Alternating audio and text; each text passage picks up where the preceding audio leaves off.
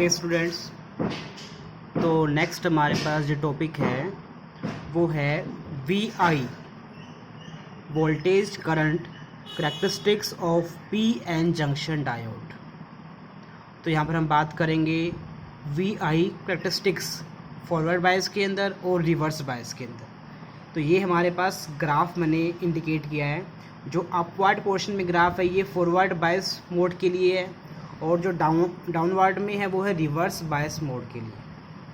ठीक है, you can C easily that in forward bias mode जो करंट की वैल्यू है मिली एम्पियर में है, यानी कि 10⁻³ एम्पियर में, और जो रिवर्स मोड में है करंट की वैल्यू माइक्रो एम्पियर में, यानी कि 10⁻6 एम्पियर। यानी कि फॉरवर्ड बायस मोड में करंट एक्सपोनेंशियली इंक्रीज करता है और लार्ज करंट होता है, और रिवर्स बायस मोड के अंदर जो करंट है माइक्रो एम्पियर में होता है, that is in very small amount. Starting में इंक्रीज करता है linearly and then becomes constant. ठीक है, ओके, अब स्टार्ट करते हैं हम।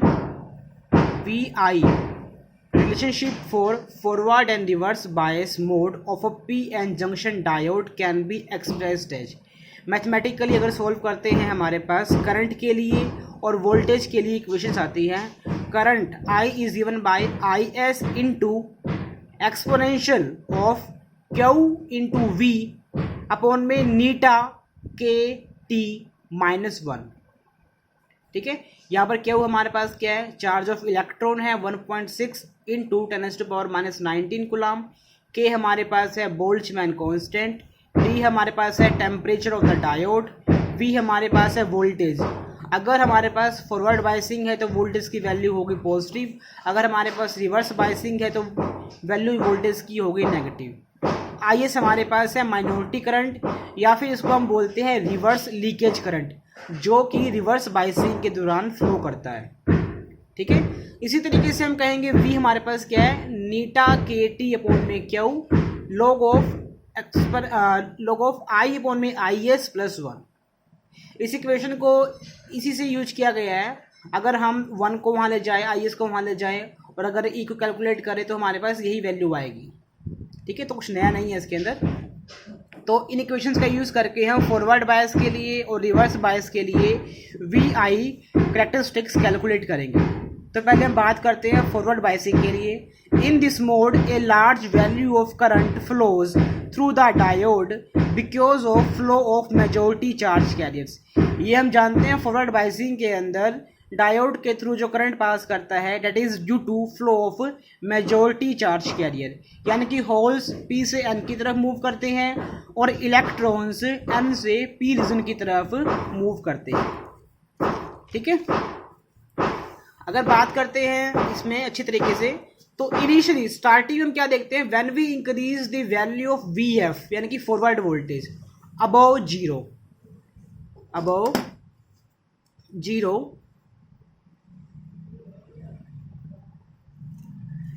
तब हमारे पास आई एफ है जो फॉरवर्ड बायस करंट है रिमेन्स जीरो। मतलब हमने फॉरवर्ड वोल्टेज इंक्रीज की बट उसके बावजूद हमारे पास फॉरवर्ड करंट क्या है, जीरो है। इसका कारण क्यों है, इसका कारण ये है कि हमारे पास डायोड के अंदर पोटेंशियल बैरियर बना हुआ था। तो हम कहेंगे because of non zero value of potential barrier. ठीक है, तो इसको आप ग्राफ से भी देख सकते हैं इजिली डैट जब हम वी एफ को इंक्रीज कर रहे हैं, स्टार्टिंग में वी एफ को इंक्रीज करने के बावजूद भी हमारे पास आई एफ क्या जीरो ही है। इस पॉइंट तक क्या ये जीरो है हमारे पास, लेकिन जैसे ही हमारे पास वोल्टेज है इस पॉइंट को क्रॉस करती है हमारे पास करंट इंक्रीज करना स्टार्ट हो जाता है, और इसे बोलते हैं एक्सपोनेंशियल इंक्रीज। तो देखिए जैसे ही but as V F becomes more than equal to V C हमारे पास क्या है, नी वोल्टेज बोलते हैं इसको, कट इन वोल्टेज बोलते हैं इसको, थ्रेशोल्ड वोल्टेज बोलते हैं इसको। जैसे ही फॉरवर्ड वोल्टेज की वैल्यू वीसी से ऊपर हो जाएगी इट स्टार्ट्स इंक्रीजिंग एक्सपोनेंशियली। ठीक है, तो अब इक्वेशन नंबर 1 का यूज करते हुए जब हमारे पास वी एफ पॉजिटिव है तो इक्वेशन नंबर 1 की ना देखिए आप,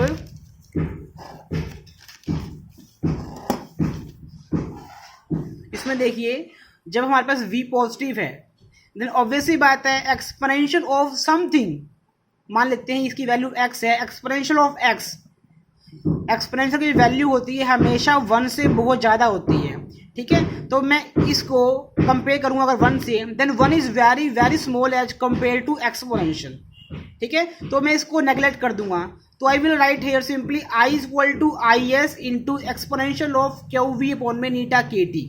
तो उसको मैं लिख रहा हूँ यहाँ पे इस तरीके से, देख लीजिए डैट ये वैल्यू है much much more than 1, so I F is equal to I S into exponential of Q V F बटे में नीटा के टी। मैंने यहाँ पर 1 को इग्नोर कर दिया है, ठीक है। तो ये हमारे पास एक्सप्रेशन आ गया फॉरवर्ड करंट के लिए फॉरवर्ड बायस मोड के अंदर। तो दिस वैल्यू ऑफ वोल्टेज, अगर बात करें नी वोल्टेज कितनी होती है, मतलब जब मैंने यहाँ पे बात की है कि नी वोल्टेज की, तो नी वोल्टेज की वैल्यू जो है सिलिकॉन डायोड के लिए लाई करती है 0.6 से लेकर 0.9 वोल्ट के बीच में। दूसरा यहाँ पर नीटा क्या होता है, नीटा हमारे पास होता है एम्पायरिकल स्केलिंग कांस्टेंट, मतलब इक्वेशन को डिज़ाइन करने में एक कांस्टेंट रिक्वायरमेंट होती है, हम उसे बोलते हैं एम्पायरिकल स्केलिंग कांस्टेंट। और जो नीटा की वैल्यू है जर्मेनियम के लिए होती है जनरली 1 और सिलिकॉन के लिए इसकी वैल्यू होती है 2, ओके। और यहाँ पर देखिए जो आई एस हमारे पास है, आई एस है रिवर्स लीकेज करंट। और बता दूं मैं आपको, मैंने बताया था पहले आपको, रिवर्स मोड के अंदर जो करंट है वो टेम्परेचर पे डिपेंड करता है, ठीक है। और experimentally it was found that I S की जो वैल्यू है becomes double for every 6 degree rise in temperature. मान लीजिए हमारे पास टेम्परेचर था 300 केल्विन, अगर उसको मैंने इंक्रीज कर दिया 306 केल्विन, तो इसकी जो वैल्यू है बिकम्स डबल, और 312 पर इसकी वैल्यू बिकम्स अगेन डबल। ये किसके लिए, this is for silicon, okay, ठीक है। ये हमारे पास इसकी फॉरवर्ड कैरेक्टरिस्टिक्स। इसमें हम बात करते हैं स्टैटिक रेजिस्टेंस के बारे में और डायनेमिक रेजिस्टेंस के बारे में। अब बात करें स्टैटिक रेजिस्टेंस क्या होता है हमारे पास, अगर हम बात कर रहे हैं सर्किट के अंदर हमने डीसी वोल्टेज अप्लाई की है, तो static resistance S mean static, static resistance is equal to forward voltage बटे में फॉरवर्ड करंट, यानी कि ये हमारे पास क्या डीसी वोल्टेज है अप्लाइड अक्रॉस डायोड, ये हमारे पास क्या है DC current flowing through diode, ठीक है। ये हमारे पास एक्सप्रेशन आ गया है किसका, स्टैटिक रेजिस्टेंस का फॉरवर्ड बायस के अंदर। और जो इसकी वैल्यू होती है generally less than equal to होती है 10⁻³ ओम के इक्वल, ठीक है। नेक्स्ट हम बात करते हैं डायनामिक रेजिस्टेंस के बारे में। इन रिवर्स सॉरी गलत हो गया, डायनामिक रेजिस्टेंस आएगा इन दी फॉरवर्ड मोड, ये गलत हो गया, यहाँ पर आएगा आपका dynamic resistance in forward mode. तो डायनामिक मीन्स अगर हम बात करते हैं सर्किट के अक्रॉस हमने अप्लाई की है AC voltage, then dynamic D means dynamic resistance is given by change in forward voltage बटे में change in forward current, change in voltage by change in current, ठीक है। अब हम ये जानते हैं डैट जो वैल्यू है आई एफ की कितनी होती है, that is I S into exponential of Q V F by eta K T. अब हमें निकालना ये वैल्यू, हम क्या करेंगे, आई एफ का डिफ्रेंशिएट करेंगे with respect to V F.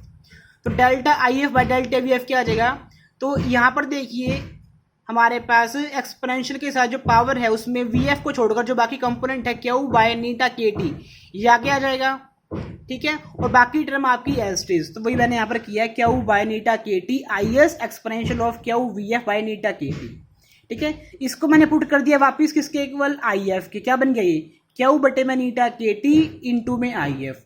I hope आपको समझ में आ गया होगा, ठीक है। तो मैंने कुछ नहीं किया, मैंने इक्वेशन नंबर 1 का यूज करके, सॉरी इक्वेशन नंबर 2 का यूज करके आई एफ को डिफरेंशिएट किया है with respect to I F, ठीक है। तो ये हमारे पास टर्म्स आ गई है static resistance and dynamic resistance, किसके अंदर, फॉरवर्ड बायसिंग के अंदर, ठीक है। आगे हम बात करते हैं रिवर्स बायसिंग की। अब देख लीजिए रिवर्स बायस मोड के अंदर negligible amount of reverse leakage current flow through the circuit, circuit में से क्या होता है नेग्लिजिबल यानी कि zero, about zero current pass करता है सर्किट में से। This current is due to the flow of minority charge carriers, क्योंकि हम जानते हैं रिवर्स बायस में मेजोरिटी कैरियर्स फ्लो नहीं करते, केवल माइनॉरिटी कैरियर्स फ्लो करते हैं, ठीक है। तो अगर वैल्यू निकालते हैं करंट की, हम जानते हैं इक्वेशन नंबर 1 से आई क्या था, I S into exponential of Q V by eta K T -1। अब रिवर्स बायस में हम पुट करेंगे वी को वी आर, और हम जानते हैं रिवर्स वोल्टेज क्या होती है, नेगेटिव होती है। तो I can write here I S into exponential of minus Q V by में नीटा के टी -1। अभी पावर माइनस में ही है, then I can take exponential downward, so it becomes I R is equal to I S into 1 by exponential of Q V by eta K T. जो we ऊपर negative था नीचे आकर positive हो जाएगा -1। और ये क्लियर सी बात है, जो ये टर्म है this is very very very small as compare to 1, ये स्मॉल है 1 से। तो I can write here simply 1, so I R becomes nearly equal to I S, यानी कि रिवर्स बायस में जो करंट है किसके इक्वल होता है, नियरली इक्वल टू होता है आई एस के, जो क्या होता है माइनॉरिटी या फिर रिवर्स लीकेज करंट। ठीक है, अगर हम बात करते हैं ग्राफ से you can see that it is clear that starting में initially I R increases linearly from 0 to I S, linearly यानी कि जितना चेंज वोल्टेज में होगा उतना ही चेंज करंट के अंदर आएगा, एंड देन बिकम्स कांस्टेंट, किसके इक्वल हो जाएगा, becomes constant equal to I S. ठीक है, ऐसे हम बात करते हैं static resistance and dynamic resistance के बारे में। Static resistance is given by R S is equal to V R by I R, nearly equal to V R बटे में आई एस। अगर बात करते हैं हम